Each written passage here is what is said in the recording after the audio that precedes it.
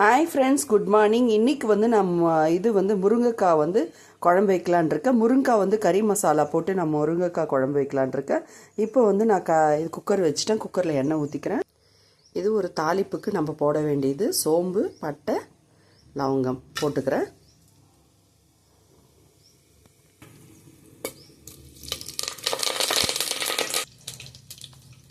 வெங்காயம் வந்து தாளிப்புக்கு இது போட்டுக்கிறேன்.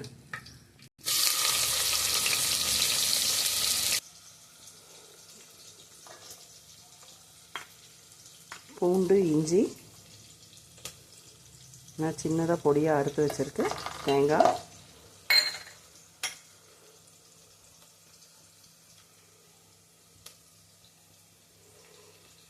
தக்காளி வந்து நம்மளுக்கு தாளிப்புக்கு தேவை. இதை அரைக்கிறதுக்கு இதில் மிளகு ஆட் பண்ணிக்கோங்க. கலர் மாறிடுச்சு. இதில் தக்காளி ஆட் பண்ணிக்கலாம். இது கூடவே நம்ம வெங்காயம் வந்து முருங்கைக்காவும் வந்து நம்ம ஆட் பண்ணிக்கலாம். முருங்கைக்காய் கழுவிட்டு நம்ம இப்போ எண்ணெயில் எடுத்து போட்டுக்கலாம்.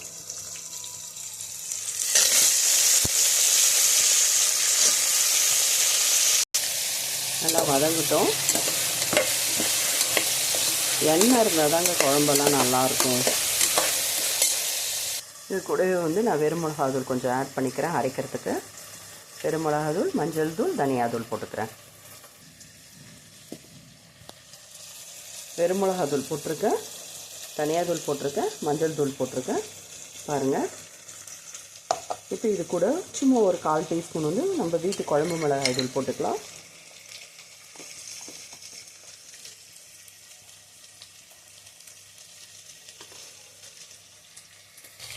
முக்கியமானதுங்க, இப்போ தான் உப்பு ஆட் பண்ணணும்.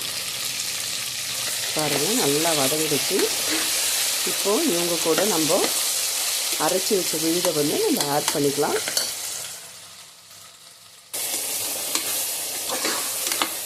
விழுதை ஆட் பண்ணிட்டேன். நல்லா வதங்குது பாருங்கள். அப்படி எண்ணெய் வர மாதிரி இருக்கணும். இந்த நேரத்தில் நம்ம அந்த தண்ணியை அரைச்சி வச்ச விழுது அரைச்சி வச்சு ஊற்றணும் இல்லைங்களா, அதனோட ஜார் வந்து மிக்ஸ் பண்ண அந்த தண்ணியை அதில் ஆட் பண்ணிக்கலாம். தேவையான அளவு நீங்கள் ஊற்றிக்கோங்க, உங்களுக்கு தேவையானது. அவ்வளோதாங்க. குக்கர் மூடிட்டேன், விசில் வச்சுட்டேன். இப்போ ஒரு விசில் வந்துடட்டும், நம்ம ஆஃப் பண்ணிடலாம். விசில் வந்துடுச்சு, நம்ம ஆஃப் பண்ணிடலாம். குழம்பு ரெடி ஆயிடுச்சு. பாருங்கள், ரொம்ப அழகாக இருக்குது பார்க்குறதுக்கு.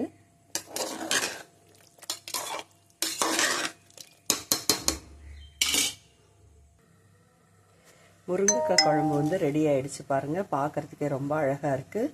இது வந்து ரொம்ப ஹெல்த்துக்கும் நல்லதுங்க. முருங்கைக்காய் வந்து அயன் இருக்குது இதில். இது வந்து உடம்புக்கு எல்லாருக்குமே கை கால் வலி, இடுப்பு வலி வரவங்களுக்கெல்லாம் கூட இந்த குழம்பு சூப் வச்சு கூட, முருங்கைக்காய் சூப் வச்சு கூட நம்ம குடிப்பாங்க. அதுவும் இல்லாமல் முருங்கைக்காய் வந்து சீசன் இல்லாத டைம் வந்து, சீசன் இருக்கிற டைம் வந்து நம்ம முருங்கைக்காவை நம்ம அதை சின்ன சின்னதாக கழுவி நல்லா அரிஞ்சு வெயிலில் காய போட்டு பவுடர் பண்ணி கூட வச்சுக்குவாங்க ஒரு சிலர். இல்லை காய வச்சு வந்து நம்ம சின்ன சின்ன துண்டுகளாக கூட நம்ம ஃப்ரீசரில் போட்டு வச்சிட்டோம்னா கூட 1 இயர் வரைக்கும் நம்ம பயன்படுத்திக்கலாம். இது ரொம்ப நல்லதுங்க. ஹெல்த்தியான ஃபுட்டு தாங்க இது. இது வந்து களிக்கு, இட்லிக்கு, தோசைக்கு, சாதத்துக்கு, இது எல்லாத்துக்குமே சூப்பராக இருக்குங்க. ரொம்ப நல்லாயிருக்கும்.